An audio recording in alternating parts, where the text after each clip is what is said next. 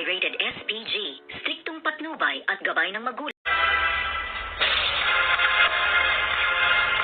Good morning and welcome sa aking munting channel. At dito nga ay natapos na ang paglilitis sa kaso nga ni Tanggol at ng kanyang mga kaibigan, kung kaya't nga ngayon ay dadalhin na sila sa correctional na kung saan nga ay doon na sila ilalagak. At ano kaya ang naghihintay na buhay dito kay Tanggol kasama ng kanyang mga kaibigan, dahil nga once na napunta ka sa correctional ay nandyan na yung lahat ng klase ng tao, yung mga halang bituka at kung sino-sino pang mga pag-uugali ng tao ay nandyan lang nga sa loob ng correctional. At dito nga ay may mga tao siyang makikita at makikilala. Ano kaya ang mga makakasama dito ni Tanggol?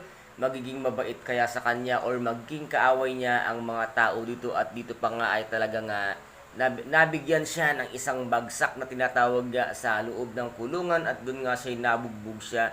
At dito naman ay mayroon ng isang babae na tumulong nga kay Tanggol upang gamutin ang mga natamo niyang mga pasa sa kanyang katawan. At dito ay meron din siyang isang makikilala at sasabihin nga dito na kilala niya ang kanyang tatay Ramon.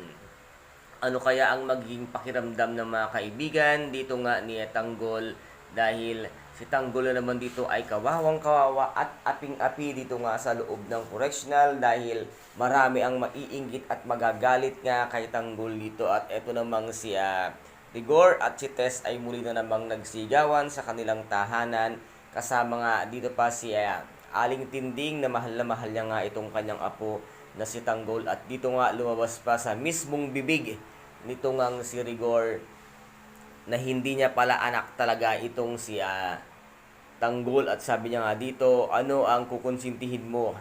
Mas papanigan mo ang taong sampid lang sa pamilya ko. At dito nga itong si David ay nagsumbong sa kanyang Tate Rigor na siya nga daw ay pinagbuhatan ng kamay. Ngunit maling kwento naman ang sinabi nga dito ni David sa kanyang tatay. At dito makikita na talagang itong si David ay paborito nga nitong kanyang tatay David. Pag nalaman mo lang, Rigor, kung ano yung totoong ginagawa at pag-uugali ng iyong minamahal na anak na si David, ay baka ikaw mismo ang magtakwil sa kanya, dahil yung anak mo ay nangloloko at nagpapanggap siya bilang siya si Tanggol para matamasa niya ang yaman na para sana kay Tanggol.